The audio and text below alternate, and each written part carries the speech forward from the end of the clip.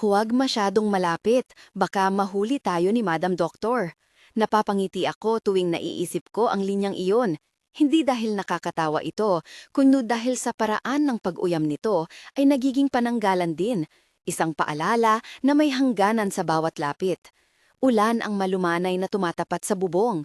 Sa loob ng aming maliit na bahay, ang amoy ng adobo na sinimulan ko kaninang umaga ay naghalo sa singaw mula sa kape na hindi natapos ng mga bata. Si Mara ang nag-aalis ng candy mula sa lamesa, si Lito ay nagtatakip ng unan habang nakikinig sa radyo. Ako, nurse, ina, at ngayon, una kong tinig na sinusubukang itulak ang pagod palayo at ilagay ang mga paa namin sa bagong simula.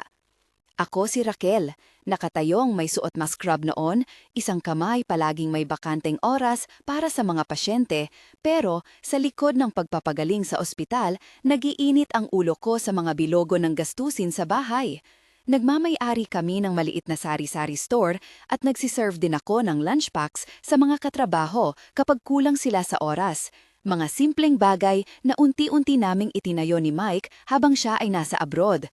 Hindi ko inaakala na ang mga bagay na nagbigay sa amin ng seguridad ay magiging parehong dahilan kung bakit magigising ang lahat ng tanong.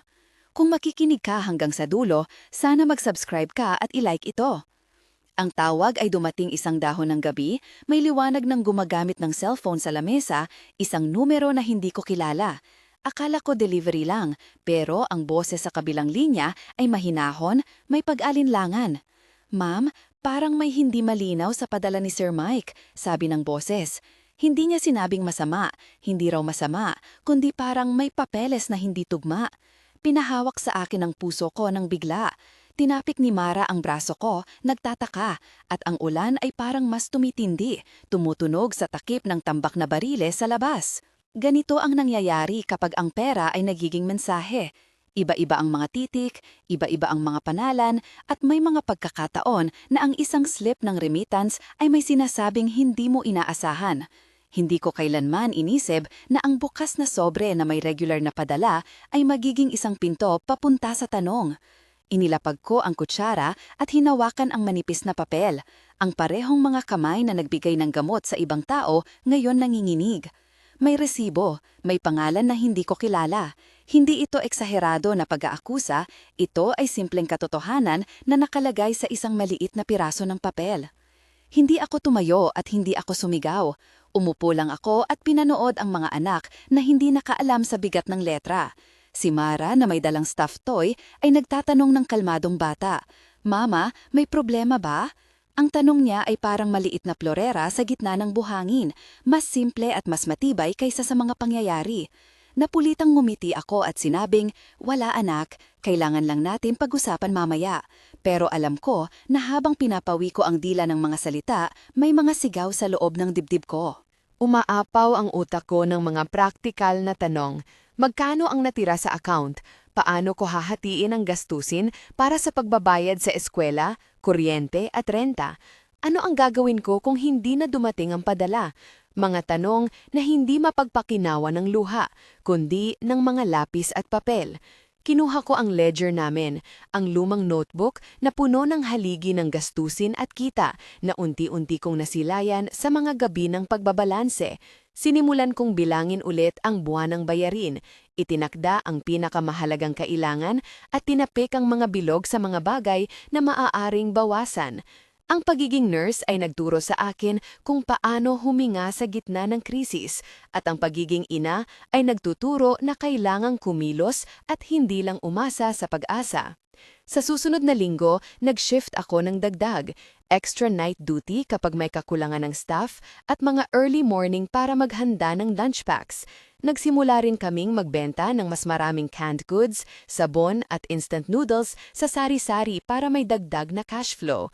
Tumigil na rin ako sa pag-abang sa pinto tuwing dumadating ang courier. Hindi na ako naglihing sa pag-asang magdadala ng letter na magpapaayos ng lahat.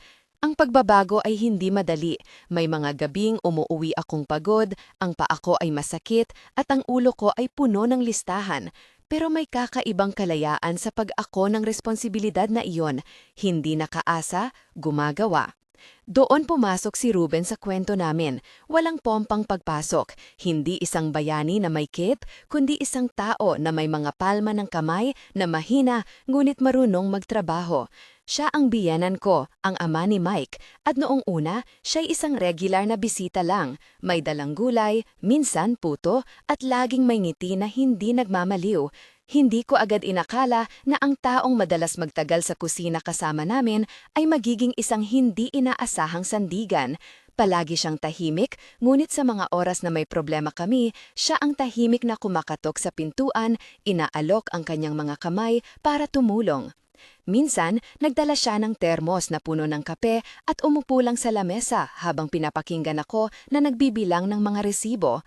"Tulong lang anak," sabi niya. Hindi niya ginawang malaking usapan ang bagay na iyon. Ang mga simpleng bagay, pagkuskus ng sahig, pag-aayos ng shelf, pagtulong magbuhos ng kape, ang naging wika niya. Sa umpisa, inisip ko na plain lang ang kabaitan niya. Pero nang maglaon, napagtanto ko na ang consistent na kabutihan ay nagtatayo ng isang sariling anyo ng tiwala. Hindi nakaasa, gumagawa. Doon pumasok si Ruben sa kwento namin. Walang pompang pagpasok, hindi isang bayani na may cape, kundi isang tao na may mga palma ng kamay na mahina ngulit marunong magtrabaho. Siya ang biyenan ko, ang ama ni Mike, at noong una, siya'y isang regular na bisita lang. May dalang gulay, minsan puto, at laging may ngiti na hindi nagmamaliw. Hindi ko agad inakala na ang taong madalas magtagal sa kusina kasama namin ay magiging isang hindi inaasahang sandigan. Palagi siyang tahimik, mulit sa mga oras na may problema kami, siya ang tahimik na kumakatok sa pintuan, inaalok ang kanyang mga kamay para tulungan. Minsan, nagdala siya ng termos na puno ng kape at umupo lang sa lamesa habang pinapakinggan ako na nagbibilang ng mga resibo. "Tulong lang anak," sabi niya. Hindi niya ginawang malaking usapan ang bagay na iyon. Ang mga simpleng bagay, pagkuskus ng sahig, pag-aayos ng shelf, pagtulong magbuhos ng kape, ang naging wika niya. Sa umpisa, inisip ko na plain lang ang kabaitan niya. Pero nang maglaon, napagtanto ko na ang consistent na kabutihan ay nagtatayo ng isang sariling anyo ng tiwala. May mga sandaling kami ni Ruben ay nag-uusap ng tagal sa kusina, hindi tungkol sa mga malalaking pangarap, kundi sa mga likidong bagay. Paano magluto ng adobo ng tama, aling brand ng kape ang abot kaya, ano ang pinakamurang supplier ng bigas. May bayayad na tawa at may bantay-bantay na paghaplos sa mga kamay habang naglilipat ng mga lata sa estante. Isang gabi, nang may sandaling tahimik sa sala, hinawakan niya ang aking kamay at dahan-dahan itong inihaplos.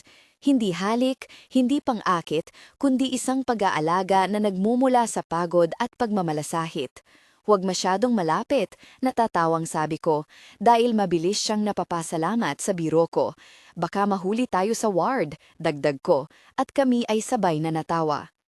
Ang banter na iyon, ang titig na halahakhak na ginagamit namin tuwing nabibigatan, ay naging pantalan. Tiyak na may tensyon, hindi ito mawawala. Hindi rin ako magiging mapagkunwari na wala akong mga sandaling mabigak ang konsensya. Sino ako nagagawa ng espasyo para sa emosyon na hindi ko dapat ibigay? May mga gabi na naisang tabi ko ang isip ko at nagtanong, may pagkukulang ba ako? O baka iba ang pagkukulang? Ang moralidad ng paglapit ay hindi isang simpleng tanong ng tama o mali. Ito ay puno ng mga layers, kailangan ng compassion, ngunit kailangan din ng hangganan. Hindi kailanman naging madali ang pagbibigay ng hangganan. May mga pagkakataon na naroon ang pagnanasa na kumapit sa isang taong hindi man over. May mga pagkakataon din ang simpleng hawak sa kamay ay sapat na para maibsan ang lungkot. Ginabayan ko ang sarili sa mga patakaran na itinakda ko para sa puso ko. Hindi namin babaguhin ang aming mga pamilya dahil lang sa pagod. Hindi kami magtatayo ng bagong tahanan na sisira sa damdamin ng mga inosente, lalo na ang mga bata. Kahit ang maliit na halik sa noon ni Ruben ay aking ipinararating bilang paalam at suporta, hindi panimula ng isang bagong kabayaran o pagtalikod sa responsibilidad. Sa gitna ng mga araw na iyon, isang punto ang naging malinaw sa akin. Kailangan ko nang tapusin ang ilusyon na si Mike ay babalik na magbabago at magiging sapat. Ito ay hindi isang galaw ng biglaang galit, ito ay resultado ng maraming gabi ng pagsuklim at ng pagkanta sa mga walang pangalan na dasal habang nag-aayos ako ng mga resibo. Tinawagan ko siya ng isang hapon, hindi para magpaawat ng luha, kundi para magtanong ng malinaw at may dignidad. Hindi ako humingi ng paliwanag na maglilisaw ng sugat, humingi ako ng kasagutan na magpapahintulot sa amin na magpatuloy. Ang nasagot niya ay hindi isang pangako, kundi ang ulap ng pag-iwas, mga salita na umiikot-ikot ngunit walang konkretong pagkilos. Hindi ako naghimagsik lamang sa panahong iyon, inaksyon ko ang aking kalayaan. Nagsimula akong magsulat ng business plan na parang gamot na siyang magpapabagal ng takot sa loob ko. Dahan-dahan, binago namin ang maliit na tindahan. Nagdagdag kami ng shelf para sa canned tuna na paborito ng mga nurse. Naglaan ng maliit na espresso corner sa gilid na may simplang kape at pandesal para sa mga dumaraan. At inayos namin ang hapagkainan na naging mini canteen sa umaga at tanghalian. Ang konsepto ay simple, kumikita ka habang tumutulong sa mga taong tulad ko, nagmamadali, pagod pero nangangailangan ng init ng pagkain at ng isang tasa ng mainit na inumin. Si Ruben ang naging unang tao na nagbigay ng ideya para sa espresso corner. Bumili ka lang ng maliit na coffee maker, sabi niya habang pinagagalaw ang isang lumang notebook na puno ng mga reseta.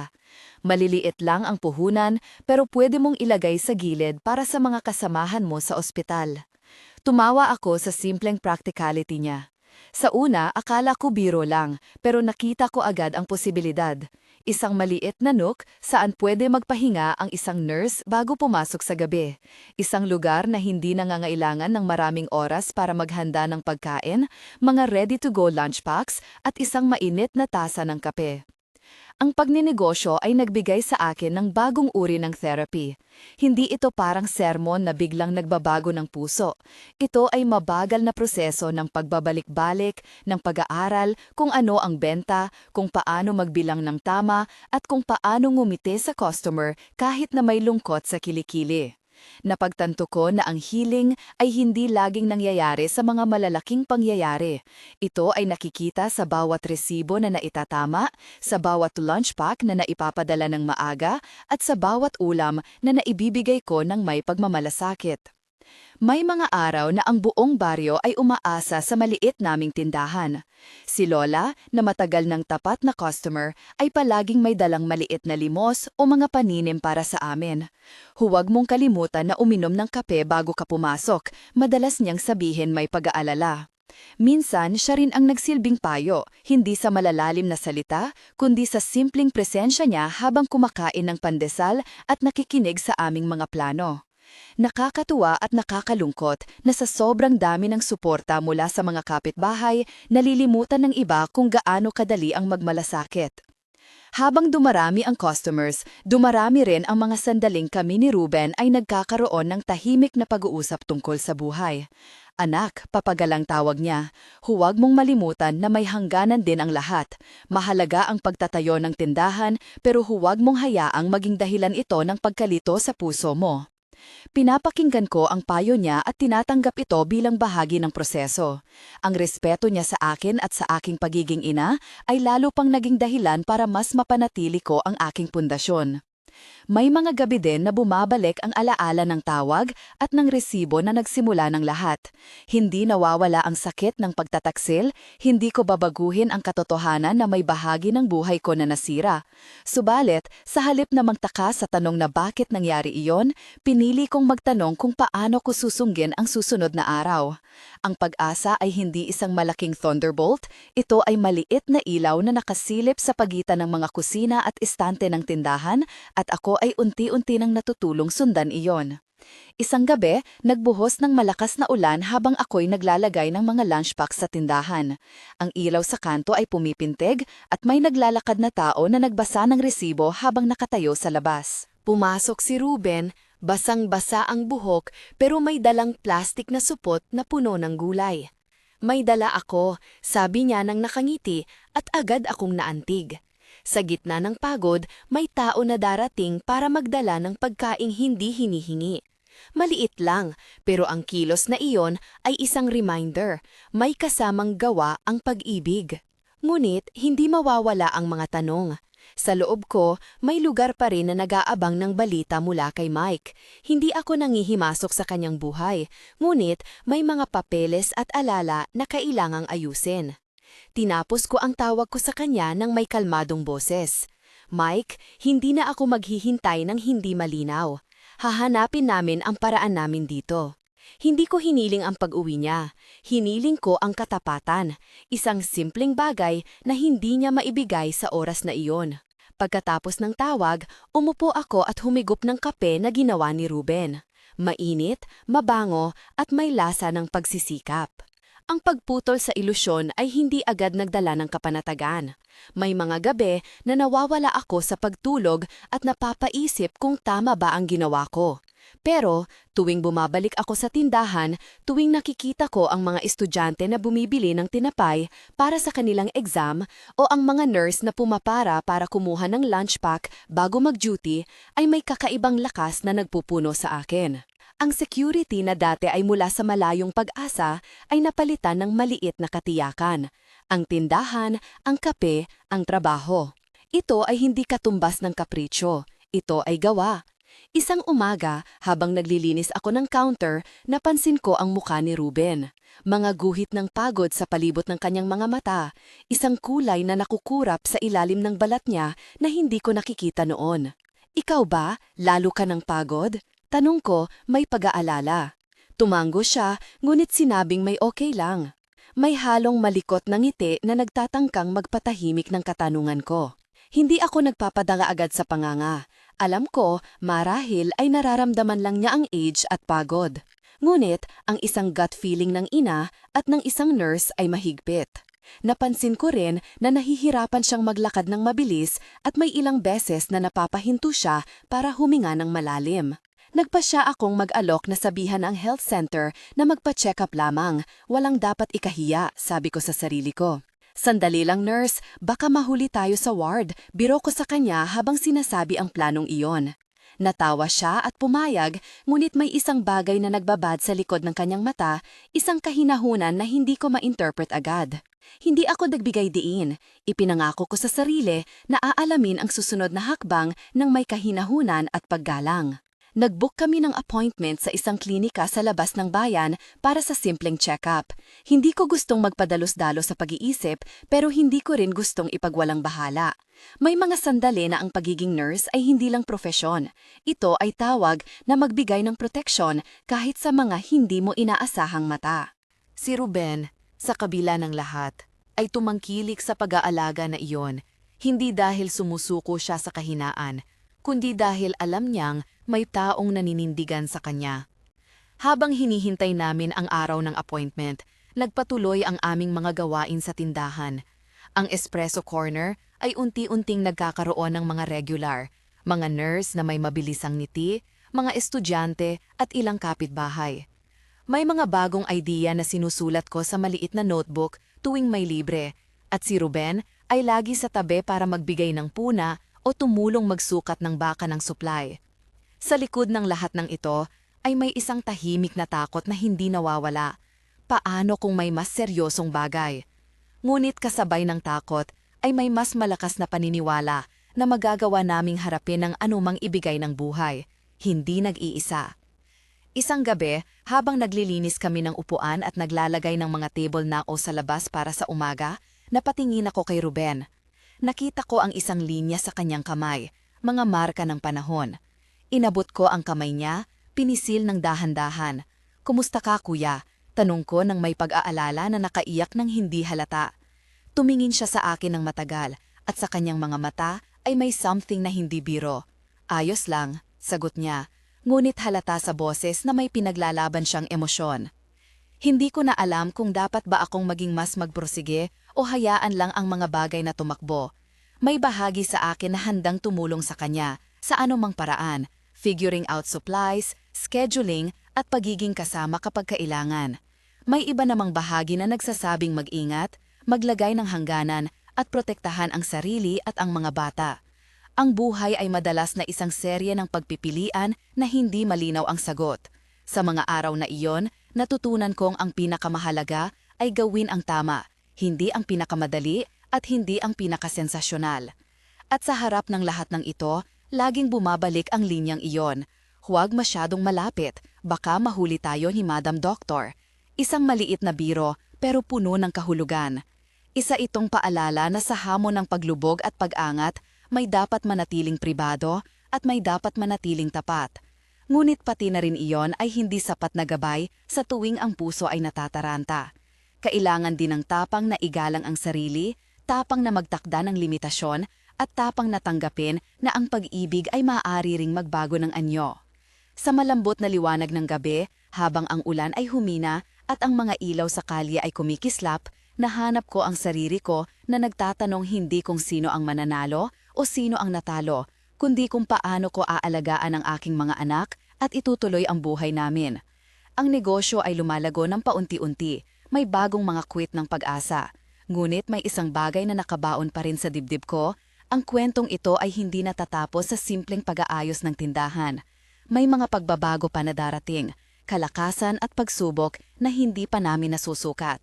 Ang susunod na hakbang ay isang appointment, isang check-up at isang pagpasyang maaaring magbago sa landas namin. Habang isinasara ko ang ilaw sa tindahan at pinaprepara ang bahay para sa pagtulog, nakaupo ako sandali sa hagdan, nakatingin sa ulan na dahan-dahang humina at naalala ko ang mga salita ni Mara na nagtanong ng simple, "Mama, may problema ba?" Wala akong gustong itago sa kanila, hindi pa, pero alam ko rin na may mga sandali na kailangang hulugin ang bigat ng hindi umaapohap sa loob ng mga bata. Kahit ganon, sinisikap ko na maging totoo sa kanila, hindi man agad lahat ng detalye, ngulit sapat upang maramdaman nila na may panatang ginagawa ang kanilang ina. Bago ako tuluyang umakyat sa kwarto, sinilip ko sa kusina. Nakahain pa ang thermos ni Ruben. Nakabukas ang maliit na notebook sa lamesa. May mga sulat na parang recipe at mga ideya para sa espresso corner. Kinuha ko ang ballpen at isinulat sa dulo ng pahina ang isang simpleng tala. Magpa-check up si Ruben bukas, 9 a.m. Hindi ito dramatiko, hindi ito headline. Isa itong maliit na hakbang, isang appointment na maaaring magdala ng dagdag na impormasyon, ng diagnosis o maaaring wala. Ngulit alam ko na sa mundong ito, ang paghanda ay kalahati ng giyera. Huminga ako ng malalim at nagdasal, hindi ng salita na kailangan ng sermon, kundi ng tahimik na paghingi ng lakas. Sa pagitan ng pag-asa at ng takot, pinili kong tumingin sa maliliit na gawa, magbilang ng resibo, mag-ayos ng shelf, magpakatapang sa pagharap sa katotohanan. Sa loob ko, may panibagong determinasyon, lalaban kami, mag-isa man o may kasama, sa paraang praktikal at mapagmahal. At habang papalapit ang gabi, napagtanto ko na ang susunod na araw ay magdadala ng mga sagot na magtatagda ng direksyon para sa amin. Ang susunod na araw ay magtagda ng mga sagot na magtatagda ng direksyon para sa amin. Nagising kaming maaga, may lamig ang umaga, at ang mga patak ng ulan kagabi ay nagpabasa pa rin sa mga dahon ng gulay na dala ni Ruben. Pinakain ko muna ng mabilis ang mga bata, pinalagang ang school bag, at sinigurong may baon si Mara. Lito naman ay hinatid ko sa kapitbahay para maglaro habang nagmamadali kami papunta sa klinika. May kaibang katahimikan sa loob, hindi ang katahimikan ng walang nangyayari, kundi ang tensyon ng mga taong naghahanda sa isang sagot. Sa loob ng sasakyan, hawak ko ang notebook kung saan isinulat ko ang mga tanong. Ano ang nararamdaman niya? Simula kailan? May ibang sintomas ba? May iniinom ba siyang gamot?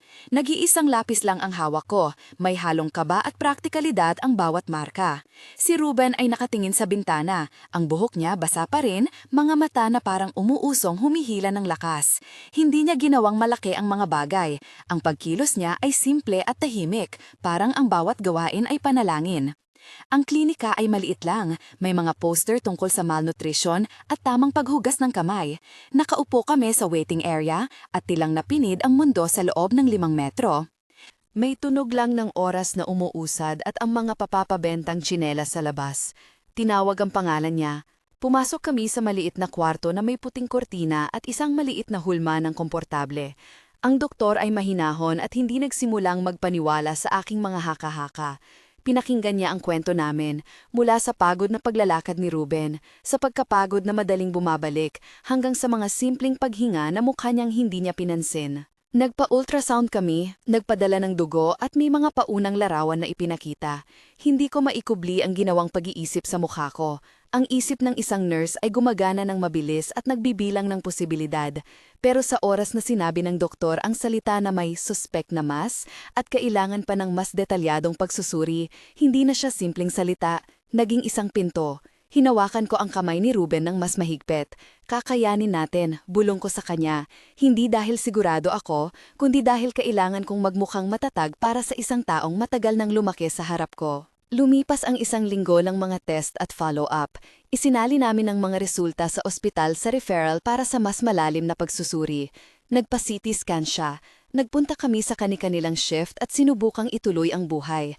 Ang pila sa tindahan, ang nagkakandarapyos na mga order para sa lunchbox, ang mga pasyenteng kumakailangan sa ospital, habang sa gabi ay nakaupo kami sa kusina at pinag-uusapan ang mga resulta na hindi pa konfirmado. May oras na ako ay napapakit sa kusina, may kamay sa noo ko na hindi ko inaasahan, hindi ni Rita o ng iba, kundi ni Ruben. Anak, sabi niya, kung may kailangan ka, sabihin mo lang. Ang katagang iyon ang naging bawas sa libu-libong hirap na naramdaman ko sa nakaraang buwan. Nang dumating ang huling resulta, pinapawi ko na ang ilaw sa tindahan at hinanap ang katahimikan ng gabi bago pa man magbukang muli ang mundo. Umupo kami sa maliit na lamesa at binuksan ang sobre. Ang salita ng doktor ay hindi manipis na papel.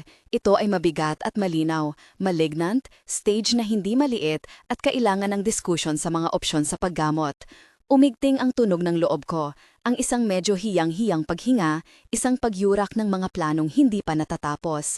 Ang pagiging nurse ay hindi nagtanggal ng takot, pinalalalim lang nito ang pangunawa sa mga posibilidad. Sa pagdaan ng mga araw, dahan-dahan naming tinipon ang mga opsyon. May mga pag-uusap tungkol sa surgery, chemo at ang posibilidad ng palliative care kung sakali. Hindi kami nagmadali dahil hindi kami makapagdesisyon nang hindi inaalam ang kakayahan pang pinansyal at ang pinakamasahinang epekto sa kalidad ng buhay ni Ruben. Dahil sa maliit naming negosyo, kailangan naming timbangin ang gastusin, ang oras ng pag-aalaga at ang epekto nito sa mga bata. Hindi madali, ang bawat opsyon ay may presyo at ang presyo ay hindi lang pera. Ito ay oras, pagod at emosyon. Isa sa pinakamahalagang desisyon na ginawa namin ay ang magplano ng may kasalukuyang katotohanan.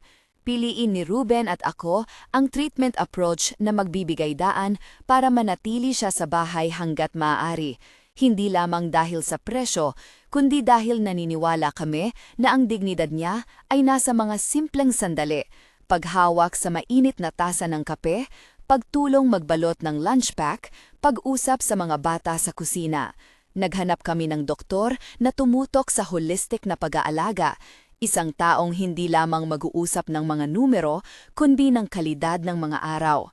Nagkaroon kami ng counseling session kasama ang isang clinical nurse specialist na nagturo sa amin ng practical na paraan kung paano pangasiwaan ng fatigue, ang pain management nang hindi nagiging labis ang side effects at paano ayusin ang schedule para sa trabaho at pag-aalaga.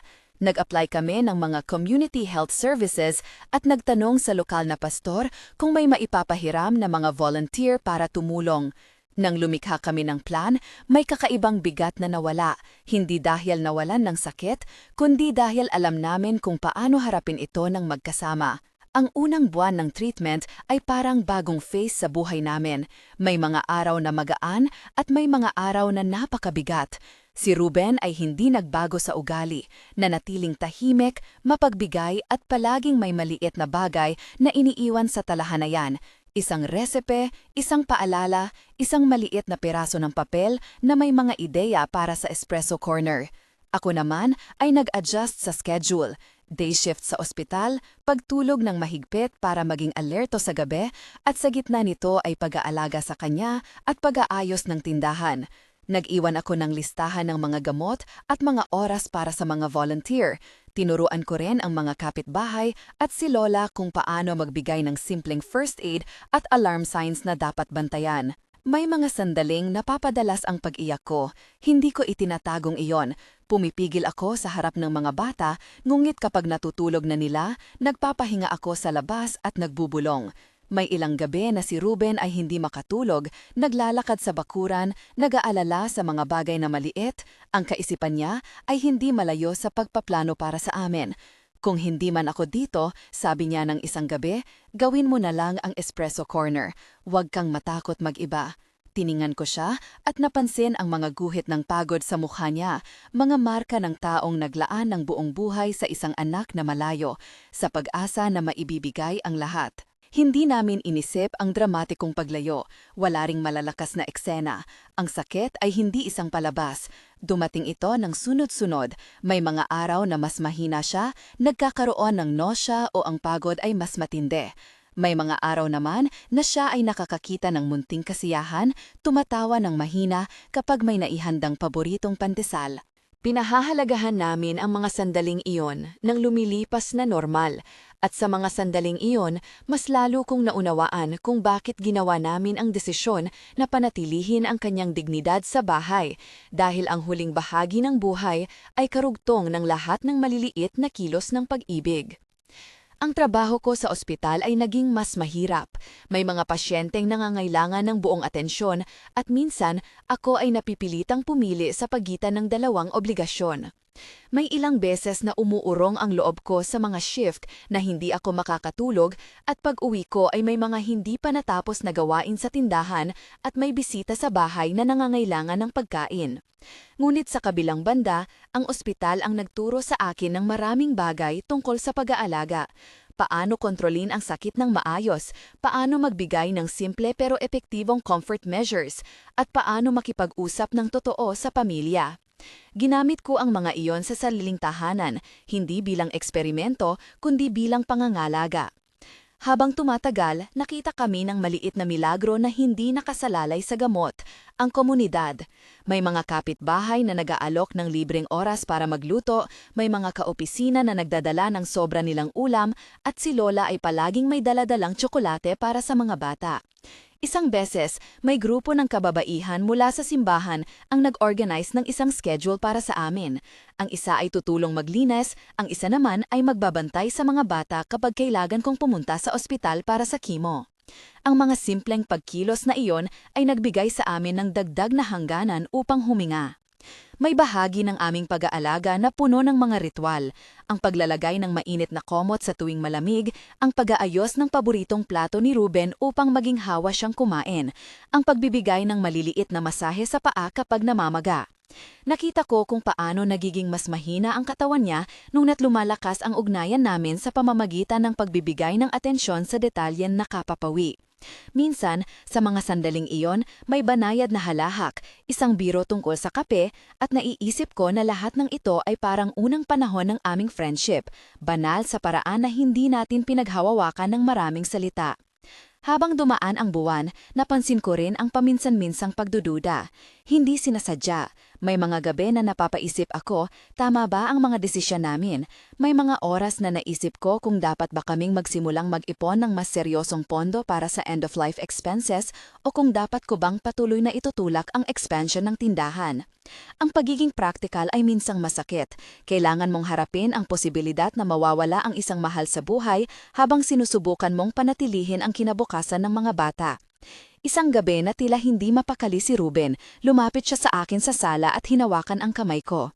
Anak, mahina niyang bulong, huwag mong kalimutan na hindi lahat ng pag-ibig ay nagtatapos sa iisang hugis. Kung kailangan mong iwan mo yung magandang alaala at yung tindahan, itutuloy mo. Humagulgol ako ng tahimik, hindi dahil hindi ko maintindihan, kundi dahil alam ko na sapat na ang panahon niya para magpaalam sa paraang hindi malalalim na salita, sa mga gawa. Lumapit ang huling buwan ng kanyang buhay na may kalmadong tulin. Hindi ito mabilis na pagbagsak, ito ay isang mabagal na paglamon ng kalakasan. May mga araw na hindi na siya makakain ng maayos, may mga gabi na mas mahina pa sa dati. Sa mga huling linggo, pinalapitan namin ang pastor at isang social worker para magbigay ng suporta, hindi para magdala ng solusyon, kundi para tumulong sa pag-navigate ng mga huling detalye, mga letter, mga simpleng healing, at kung paano kami magpatuloy pagkatapos. Ang huling linggo ay puno ng kariktan at lungkot. Pinili naming panatilihin ang mga simpleng ritual. Umaga-umaga, naglilinis kami ng mga bintana, pinapakinggan ang radyo ni Ruben na mahina na ang tunog, kinukuskus niya ang tasa ng kape tuwing pipilitin niyang kumain, at bawat gabi ay may oras na tahimik lang kami sa tabi niya. Hindi kami nagkaroon ng malalaking eulogy o dramatikong pagpapakita. May isang gabi na naggulat ako nang hawakan niya ang kamay ko at nang may hiwalay na lakas ay nagbigay ng isang malalim na ngiti. Araw-araw, sabi niya, mag-ingat ka. Pagkatapos noon ay napahinga siya ng parang simpleng tao. Dumating ang oras na hindi na siya gumalaw ng ganaon kadalas. Ang huling araw niya ay maliwanag, hindi maliwanag sa termino ng pag-asa na malaki, kundi maliwanag sa mga simpleng detalye. Ang araw ay sumilip sa bintana, may kaunting simoy ng hangin at may tunog ng mga bata na naglalaro sa labas. Nakaupo ako sa tabi ng higaan niya, hawak ang kamay na lagi kong pinisil. Ang kanyang paghinga ay humina at sa mga huling sandali, marahil hindi niya na ako narinig ng malinaw, ngunit nagpakawala siya ng isang mahinang huminga na parang pag-alis ng isang aso matapos ang mahabang paglalakad. Naging tahimik ang paligid, hindi ang katahimikan ng pagkawala, kundi ang katahimikan ng isang kasunduan na hindi na kailangan pang pagtiisan ng sarap. Pagkatapos niyang umalis, nagpanakbo ang mga emosyon, hindi sabay-sabay, kundi parang magkakaibang alon, may lungkot, pagkagulat, pasasalamat at pag-aalala sa kinabukasan. Lumabas ako sa silid at nakita ang mga kapitbahay na dumating na may dala-dalang pagkain, may mga nagyakap at may mga umiiyak ng tahimik. Hindi ko naramdaman ang pangangailangan para sa malalaking pagbuo ng salita. Ang mga kilos ng tao sa paligid ay nagsalita para sa kanila, nag-aalok ng tulong, maglilinis ng bahay, magluluto ng ulam. Ang komunidad na iyon ang tunay na pag-ibig ni Ruben, hindi ang malalaking sermon, kundi ang mga simpleng gawa. Ang libing ay simple at puno ng katahimikan na may mga alaala ng halahak. Hindi namin inimbento ang anumang pambihirang seremonya. Pinili namin ang isang lugar na tahimik at malapit sa aming bahay, isang maliit na tanawin kung saan pwedeng magmuni-muni. Ang mga bata ay nandoon. Hinawakan ko ang kamay ni Mara habang tinitignan niya ang laslas ng hangin sa damit ni Ruben. May ilang minuto na tahimik na namamalas ko ang kanyang mukha at naaalala ang mga paraan kung paano siya maalaga. Hindi bilang pag-ibig na nasunog ng apoy, kundi pag-ibig na nagbago ng porma, mula sa pagiging biyenan, naging kasama at naging kaibigan. Matapos ang libing, bumalik kami sa buhay na puno ng praktikal na hakbang. May mga papeles na kailangang asikasuhin, mga bank accounts, mga dokumento ng negosyo at mga simpleng logistics na kailangang tapusin. Hindi ito romantic, ito ay gawa, pakikipag-usap sa mga bangko, pag-update ng mga permits at pag-ayos ng mga suppliers. Pinanatili ko ang tindahan at may panahon na ako ay napapaisip kung paano ko tatagan ang sarili sa kahungkagan. Mulit sa bawat araw ay may maliit na pag-angat, isang mamimili na magbibigay ng ngiti, isang kapitbahay na maghuhugas ng plato, isang volunteer na magbabantay sa mga bata. Ang unang buwan pagkatapos ng paglisan ni Ruben ay parang isang proseso ng pagkalimot at pag-alala ng sabay. May mga sandalin tanging ang amoy ng kape ang nagbabalik ng alaala niya o ang tunog ng termos na inuukit ng kanyang daliri. Ngunit unti-unti, ang sakit ay nagiging isang kulay na kasama sa araw-araw at hindi na ang buong larawan. Sa lugar ng malungkot na wala, may dumating na mga bagong bagay, mga ideya para sa expansion ng tindahan, mga volunteer na nag-aalok na magturo ng simpleng bookkeeping sa akin at mga kapitbahay na nais magbahagi ng kwento ng kanilang sarili. Isa sa pinakamahalagang bagay na ginawa ko ay ang pagbuo ng isang maliit na support group para sa mga caregivers sa aming komunidad. Nagsimula ito bilang isang simpleng pag-uusap sa mesa ng tindahan, may 4 na nagtipon, isang batang ina na nag-aalaga ng kanyang tatay na may sakit sa puso, isang kaopisina na nag-aalaga ng kanyang lola na may demensya, isang kapitbahay na may kamag-anak na may chronic illness, tatako. Nagkwentuhan kami tungkol sa mga challenges, paano mag-organisa ng oras, saan kukuha ng supplies, paano maghanap ng oras para magpahinga.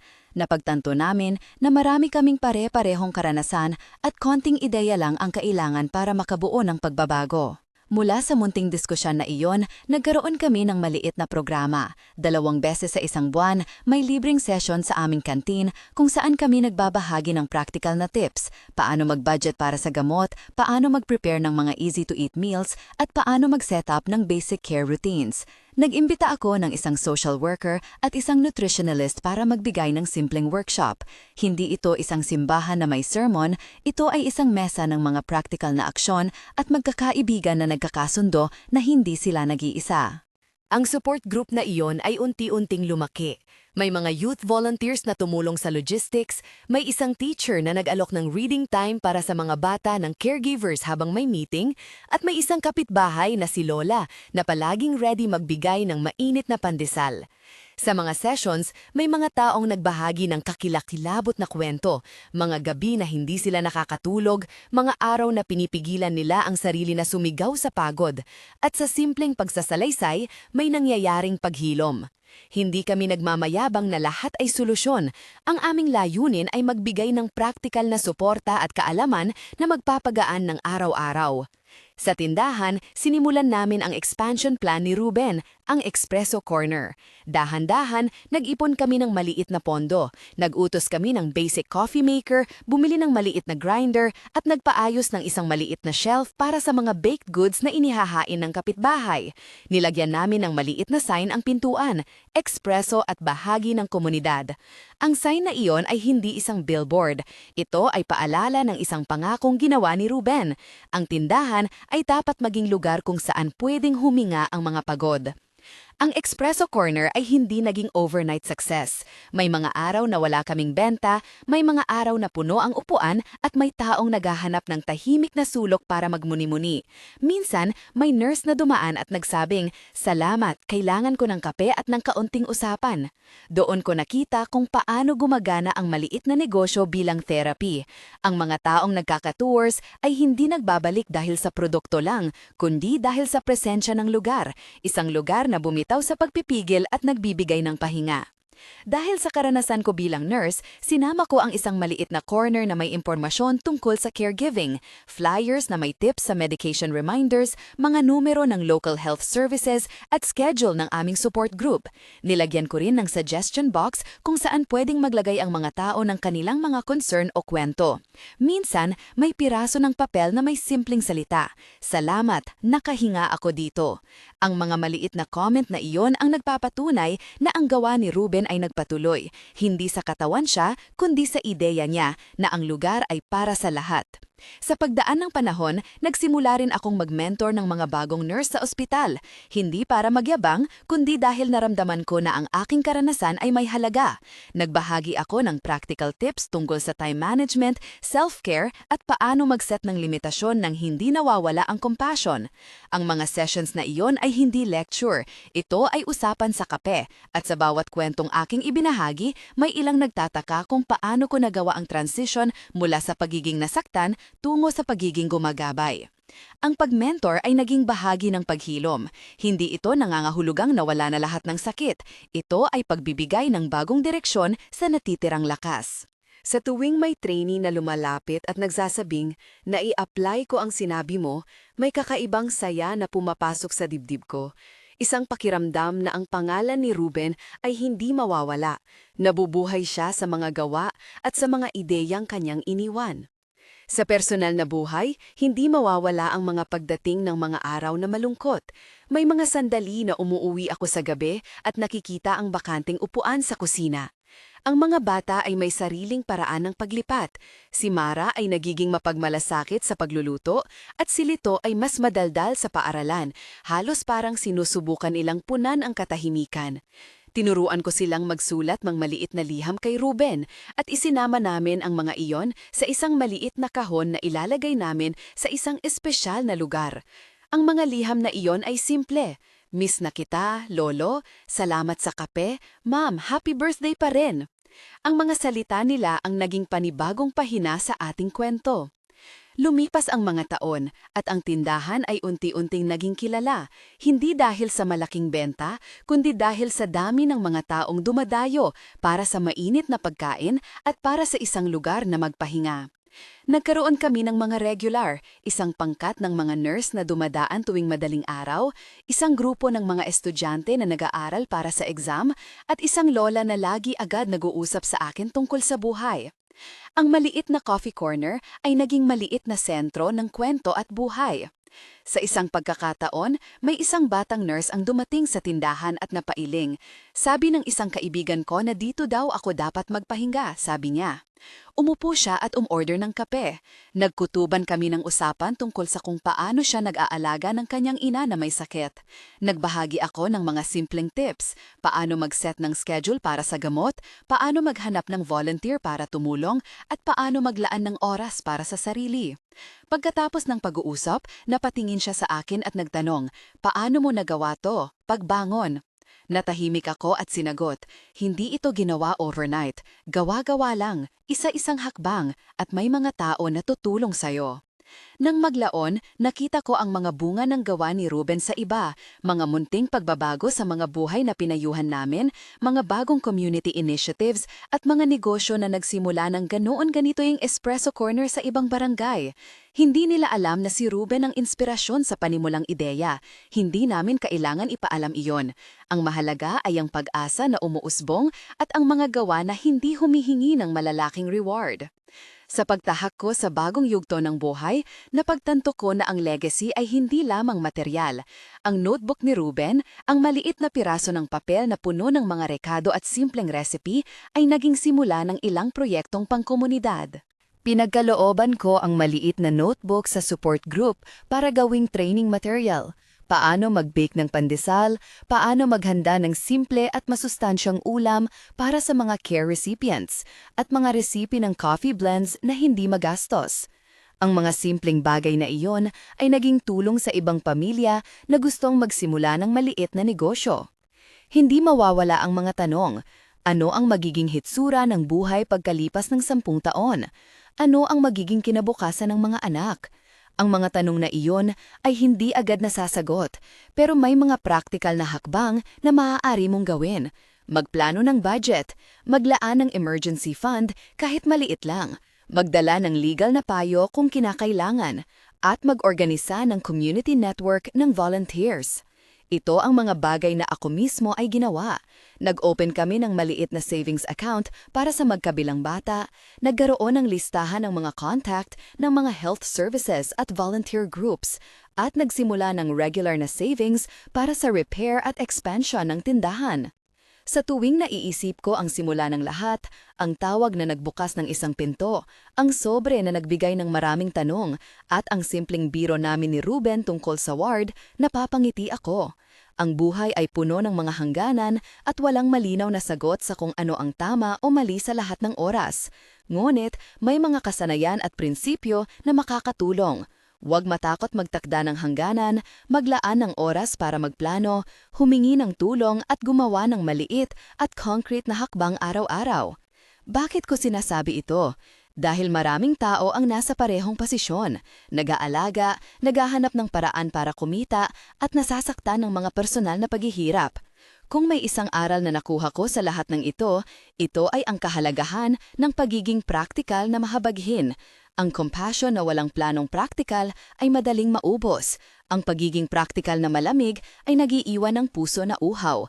Kaya kailangan nating pagsamahin ang dalawa, maging mahinahon sa puso at masinop sa gawa. Sa pagtatapos ng araw, madalas kong inuulit sa sarili ang linyang naging parody at proteksyon namin ni Ruben.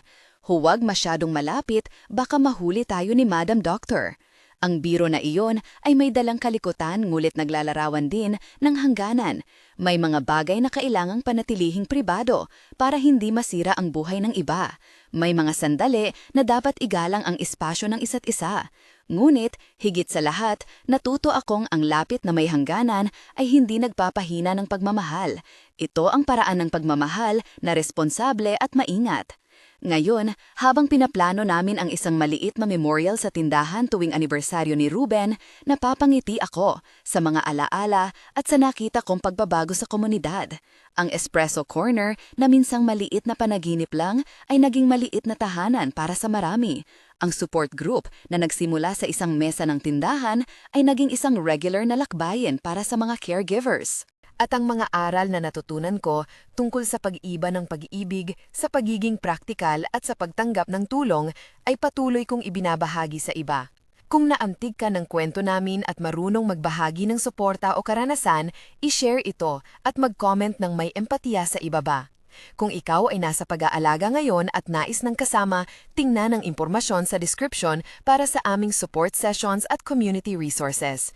Ang maliit na tulong ay may malaking halaga sa buhay ng isang tao, isang tasa ng kape, isang oras ng pagdaragdag ng shelf o isang simpleng paalala na hindi ka nag-iisa.